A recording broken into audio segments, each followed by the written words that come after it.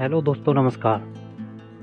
आज एक एक्टर और सीधे चीफ मिनिस्टर की कुर्सी, ये सच में हो रहा है भाई। तमिलनाडु में ऐसा कुछ हुआ जो पिछले 59 सालों में कभी नहीं हुआ।